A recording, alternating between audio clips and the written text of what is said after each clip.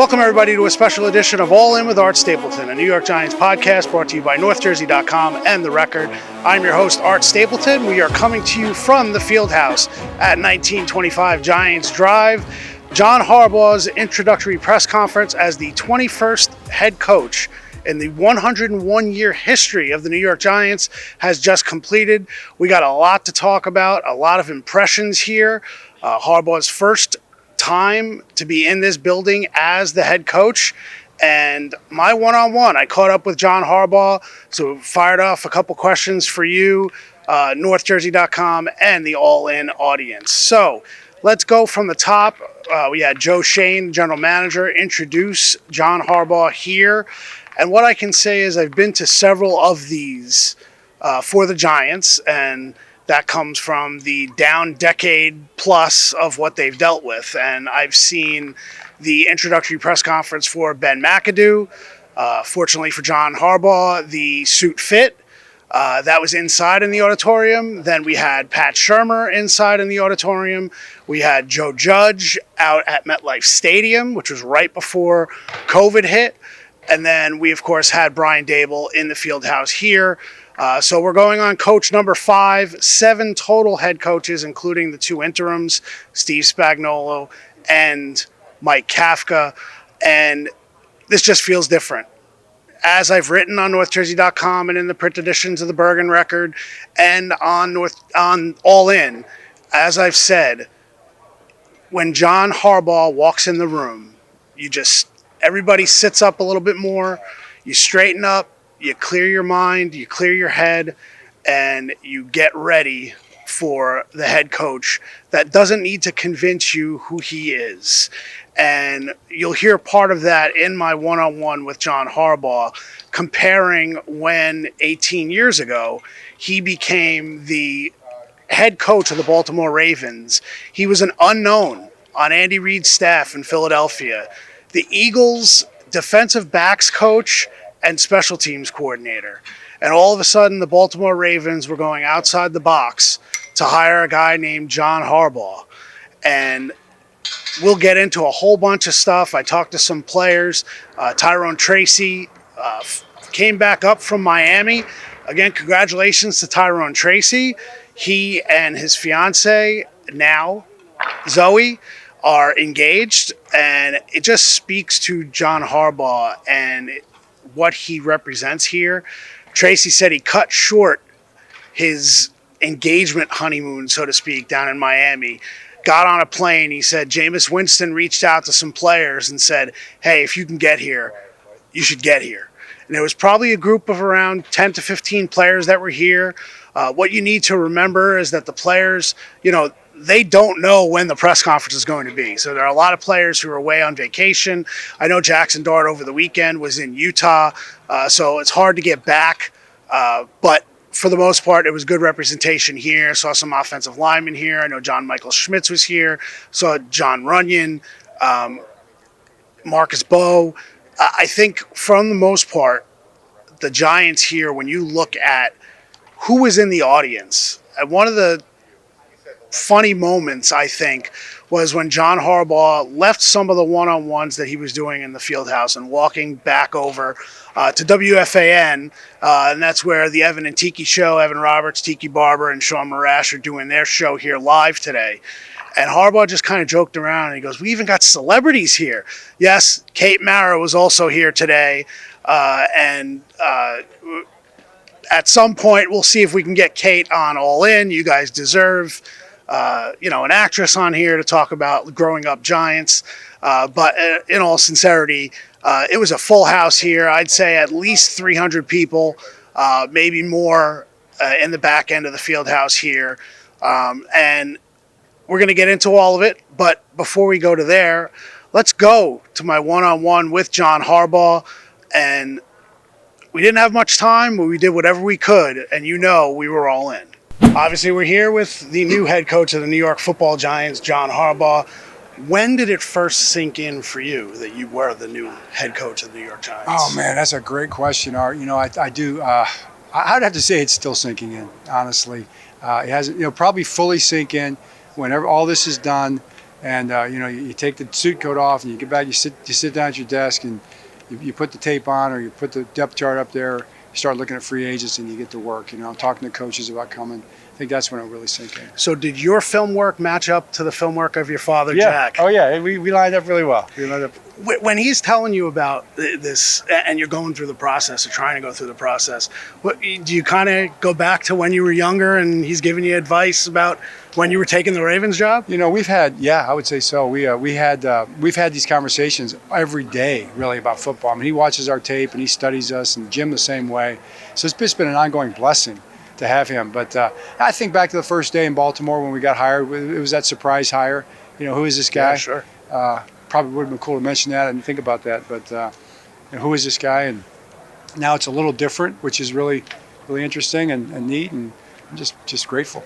The last thing would be last week when you met with Jackson Dart. It reported it wasn't just a hi and bye. You spent a lot of time with him. Yeah. Just curious, what did you take from that meeting? And obviously things still weren't done, but when you walk out of the room with that quarterback, do you have that feeling of, I want to work with this kid? Absolutely. I felt like that's exactly the feeling I had, just what he's about, and he had a great grasp of the team, the players, what they'd gone through this year, where he would like to see the team go.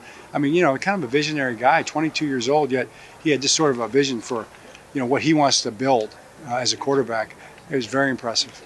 Looking forward to covering you. Thanks, Art. Thanks, John. Okay, appreciate it. So there you go, John Harbaugh, the first of many one-on-ones that I plan on having and covering him and his career. The longest tenured head coach that I have covered since Tom Coughlin was Brian Daboll, and he was fired with he went 3 years and there were 7 games left in the season, and Brian Daboll lost his job. So maybe it's me. So hopefully I'm going to sprinkle some salt somewhere along the line and see if I can help change, for you Giants fans, some of the luck and some of the misfortune that's been around here. But I think when you listen to John Harbaugh, you realize this isn't about luck. This is about preparation. This is about belief.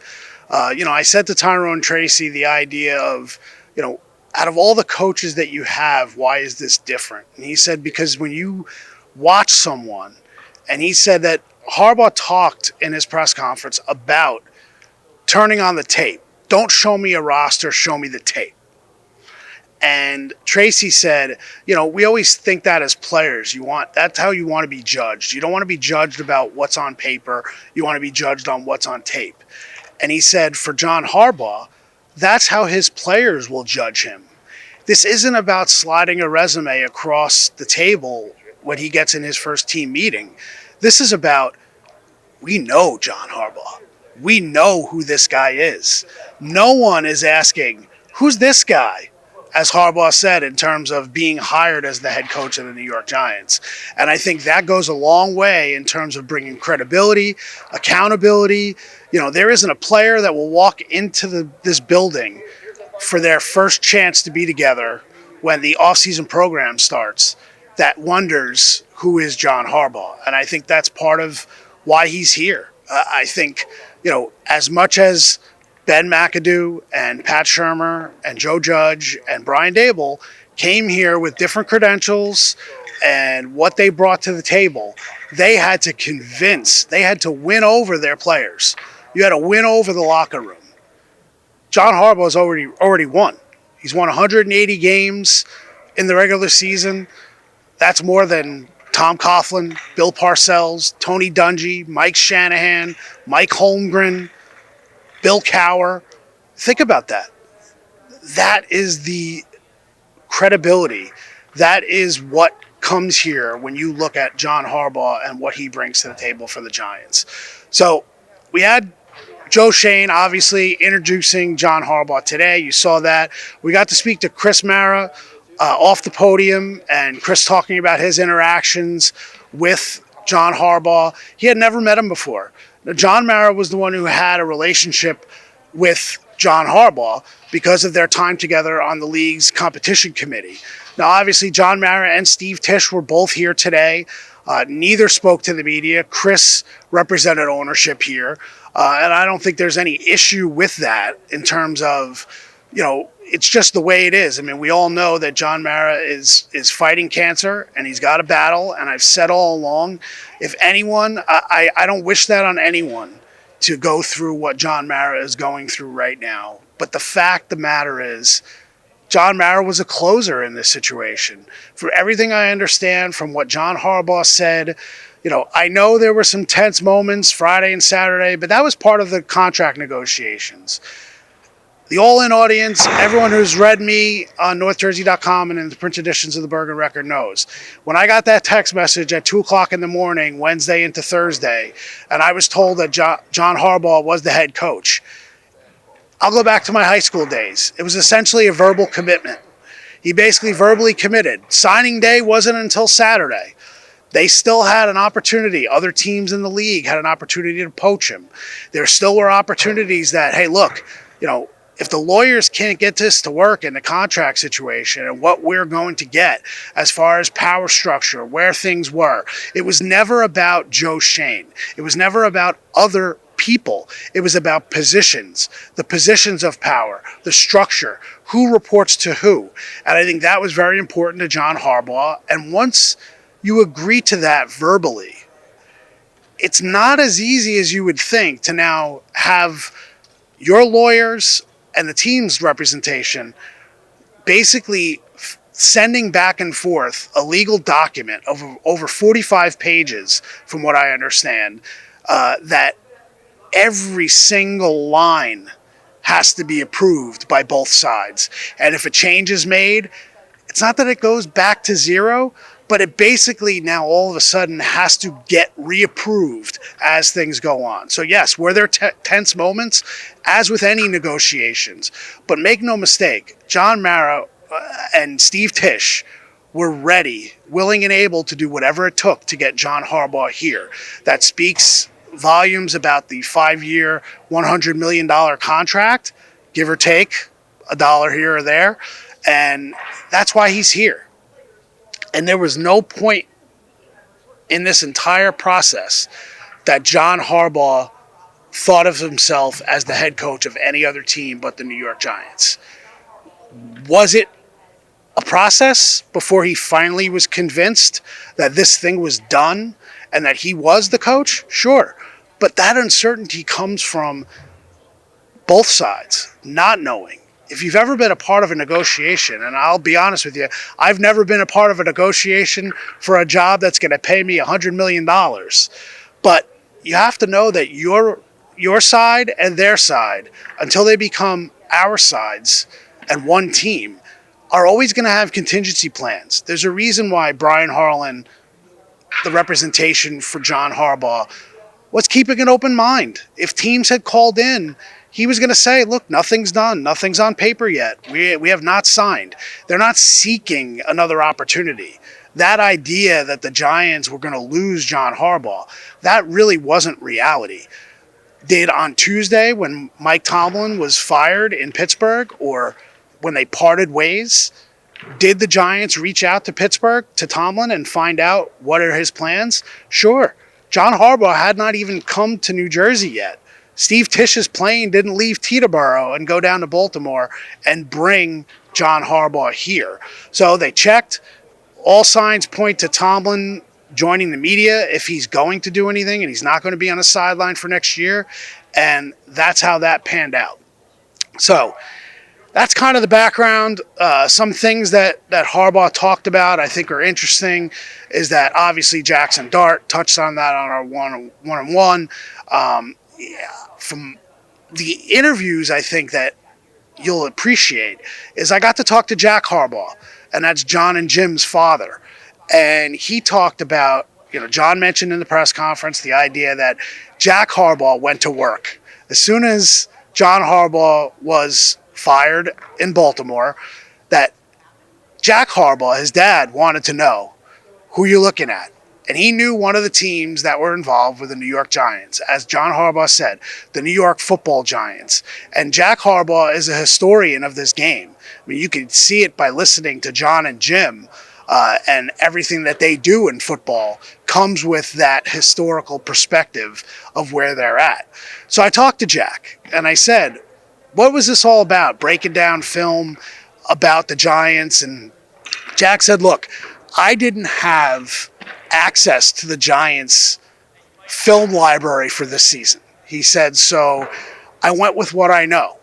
And where did he go? He went to Jackson Dart's first start against the Chargers, right over here at MetLife Stadium. And just so happened that they were going against another Harbaugh, Jim Harbaugh. And it was the Giants-Chargers game. And Jack told me, look, I knew that if they were going to win that game, the fact that they won that game, I wanted to watch that team again from the other perspective. I wanted to watch that team from the Giants' perspective. What did they do well that day? And he said he watched the offensive line, and he saw the offensive line were well coached. Hat tip Carm Brasillo and James Ferentz. He thought they were physical. He thought they pushed the Chargers all over the field that day. He mentioned Cam Scadaboo, who had 3 touchdown runs that day, and he mentioned Jackson Dart. And he said he only watched it from an offensive perspective. And he said as he was watching the game, he fired off a text to his son John and said, are you watching this Giants team? He said, this team has talent. He said, look no further. This is where you want to be. So it's kind of ironic that for all the hand-wringing last week about whether or not John Harbaugh would be here and was he going to leave, and if Buffalo had opened or Green Bay had opened, what would have happened?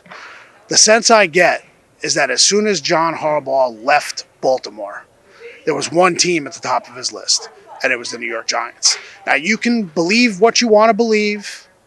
This team was 4-13, all the losing they've done. You can talk about the presence of Joe Shane and the uncertainty regarding ownership and John Mara and Steve Tisch.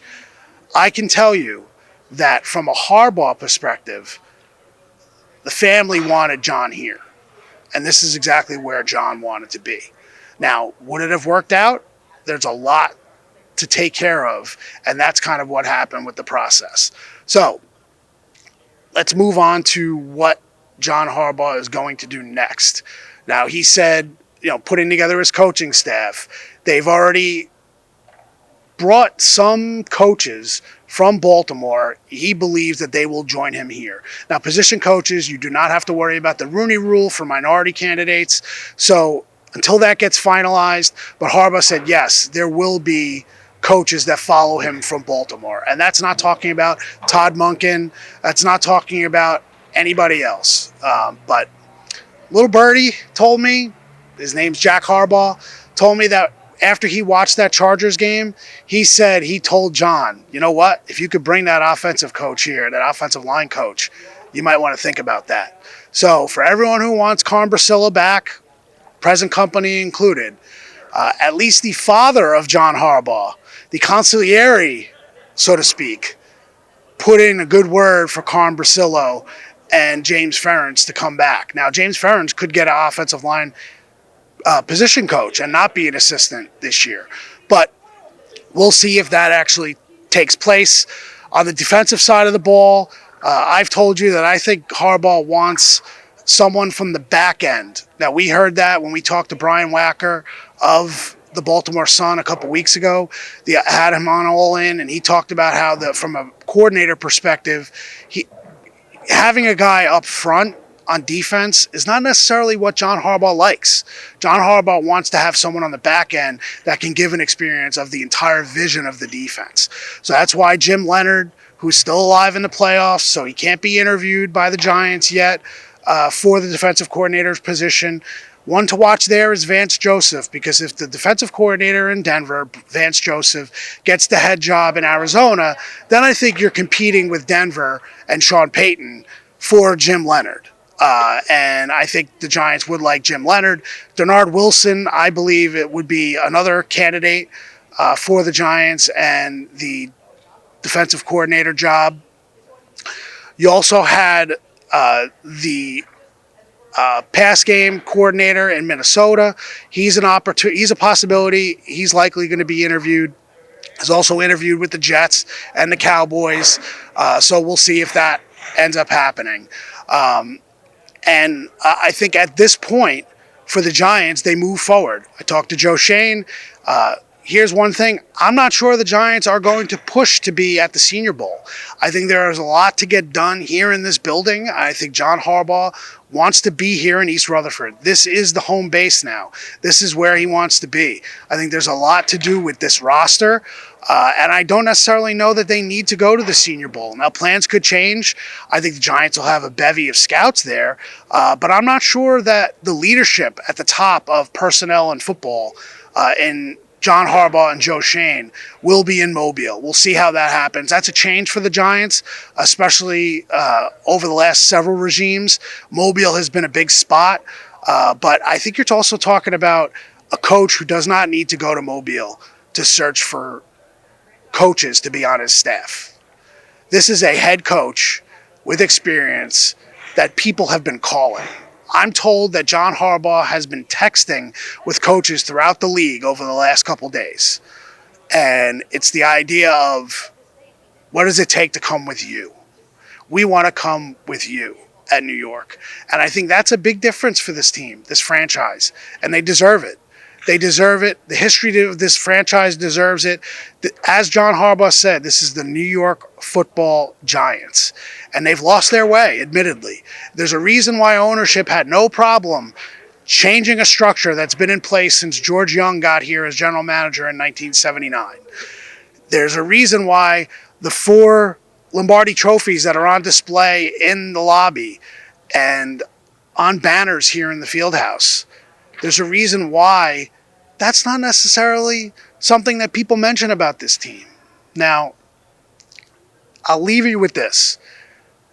John Harbaugh, when he showed up here with his wife Ingrid yesterday, coming back for the first time since signing his contract, came into the building with Joe Schoen. Now, I know there's been speculation. Why would Joe Schoen still be here if John Harbaugh will never take the job in New York if Joe Schoen is the general manager. Well, John Harbaugh took the job in New York with Joe Schoen as the general manager. Will they work together? Will it work? They're both committed to doing it.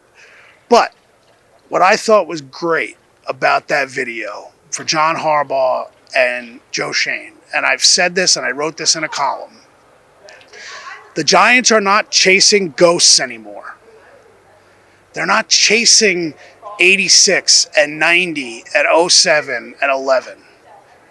They're squarely focused on the future and what they can do next.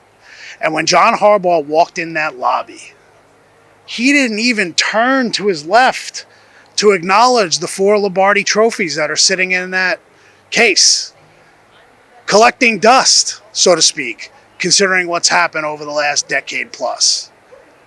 John Harbaugh wants to restore the pride in the New York Giants, but he doesn't want to do it on the shoulders of 86 and 90 and 07 and 11.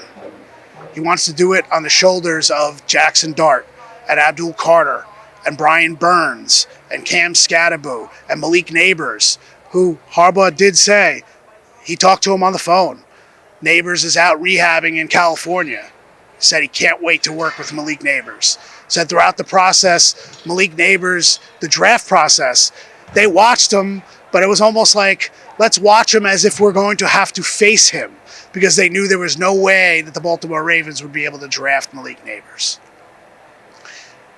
These are the foundation pieces here now for the New York Giants. And it's not about what they've done in the past. They've tried that. They've tried to chase the ghosts. Ben McAdoo talked about it often. Pat Shurmur talked about it often. Joe Judge talked about it often. And then Brian Dable did too. It's not about that. The 5th trophy in the case, that'll take care of itself. John Harbaugh needs to basically build this thing from the first step that he takes as the head coach of the Giants. And I think he did that today. There's a lot more to prove, a lot more to do. And as Harbaugh said when he left the field house after meeting with some of our beat writers before this whole thing kind of shut down, got to go to work. Giants fans, All In Nation, you've got a head coach here who has 180 wins, 13 more in the playoffs, a Super Bowl win, and he's here as invigorated as he's ever been. He's walking into a franchise with all the winning that they've done with a clean slate. John Harbaugh has a clean slate. Think about that.